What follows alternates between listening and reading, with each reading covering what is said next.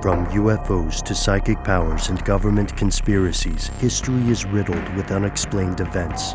You can turn back now or learn the stuff they don't want you to know.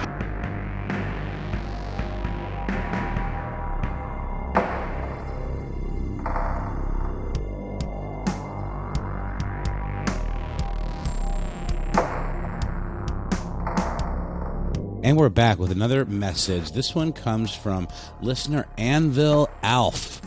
I'm trying to picture that. Is this like an anvil in the shape of Alf, the cat-eating space creature from 90s sitcom fame? Did you guys watch Alf? Oh, yeah. What was this deal? Was it Spencer? There's a nerdy kid named Spencer, or was that the dad? I don't remember. Anyway, I can't believe that show lasted as long as it did. What was that pitch meeting like? What a fun idea! I think there was probably a lot of cocaine.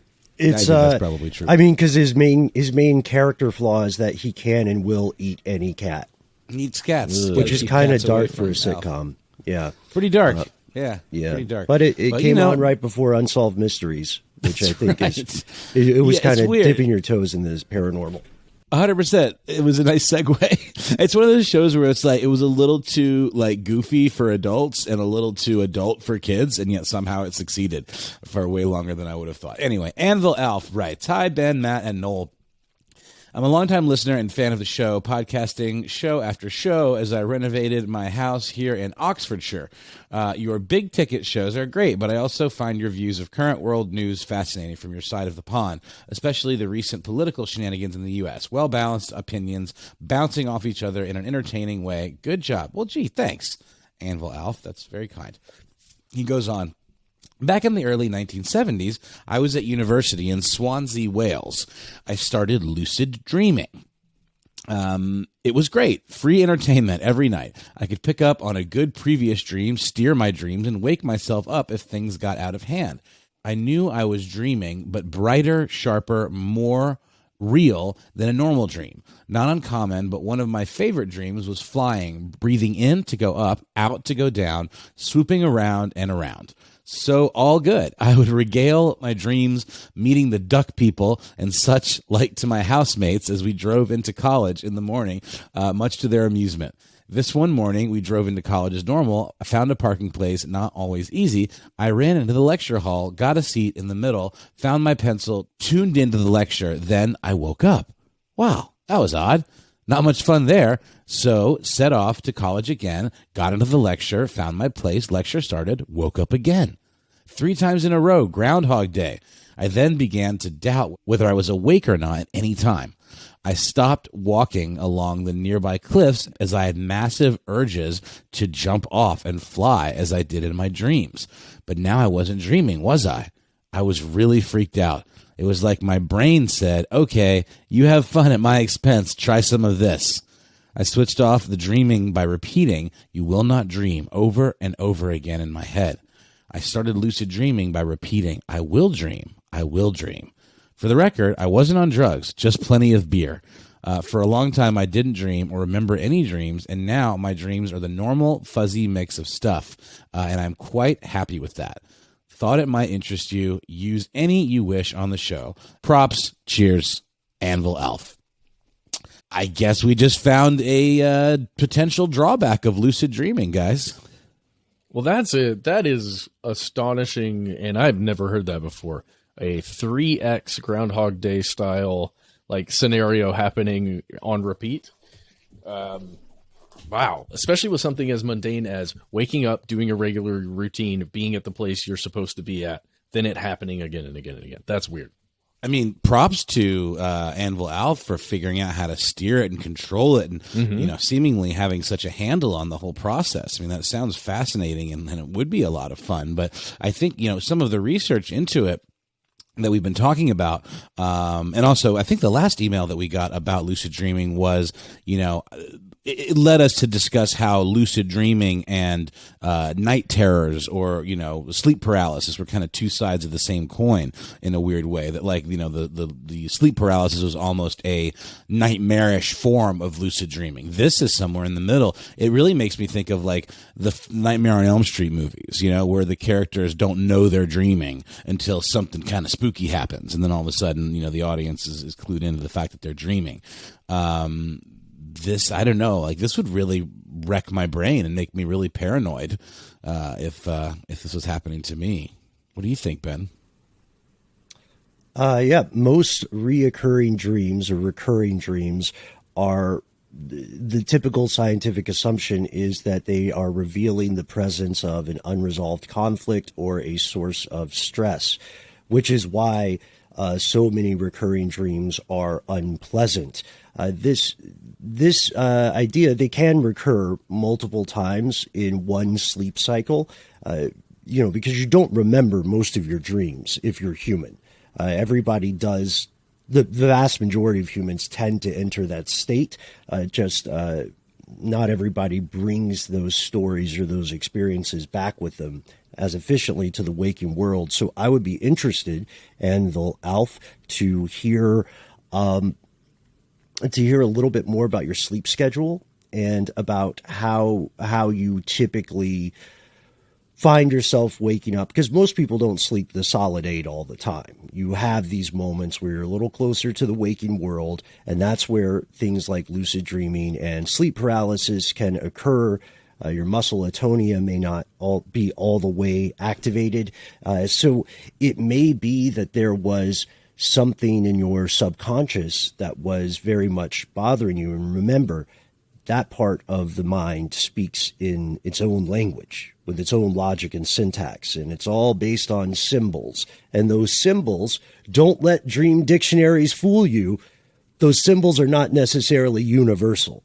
They're culturally based and individually accented like a language. So you may have in your experience, your brain may have been trying to tell you something, and now it's just a matter of sort of the other part of your mind decoding what the sleeping you was trying to tell you. And yes, kudos to taking agency over your experiences.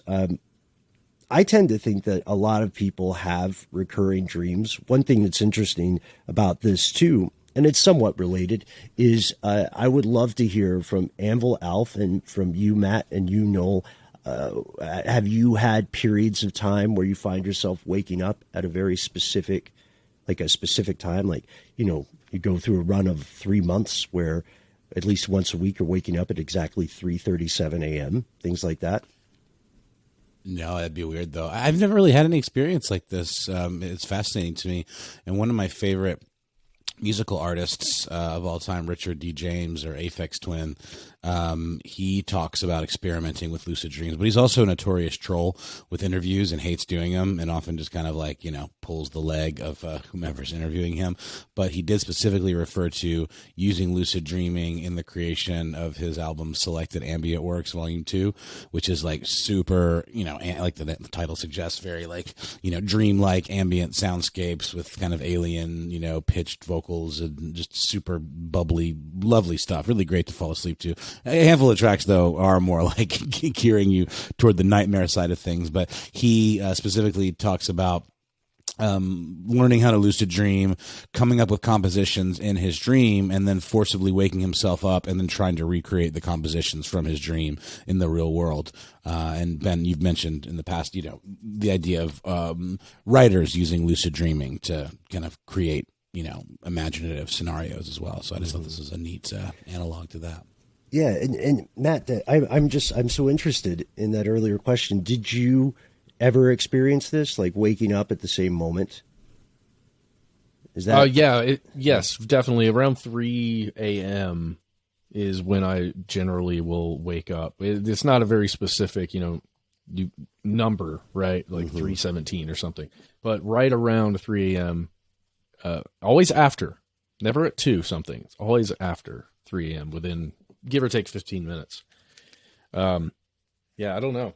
But I've certainly never had this thing where it's like my daily routine, you know, like if you guys imagine us like waking up, driving to the studio, getting inside, sitting down with all three of us in the studio, we start rolling, and then you wake up, and then you do it again, and then you wake up, and then you do it again, and you wake up until you, that would mess me up. I wouldn't know if this was an actual conversation or just my dream versions of y'all that I'm conversing with. Oh yeah, you got to wake up now, man.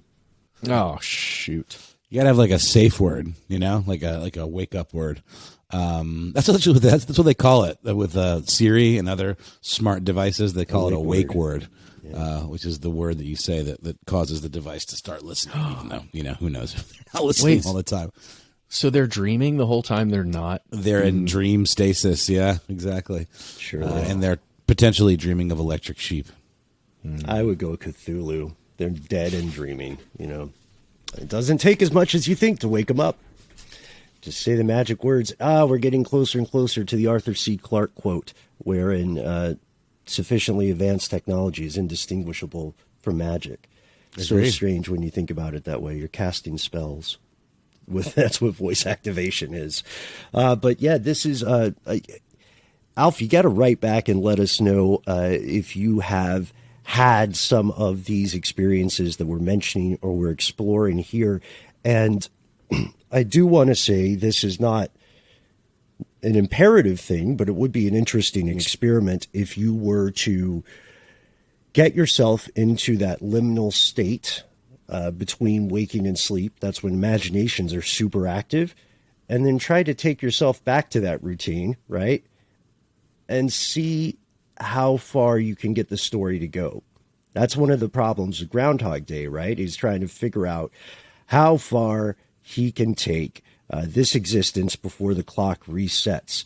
Also, shout out to one of my favorite underrated sketch groups, Chris and Jack.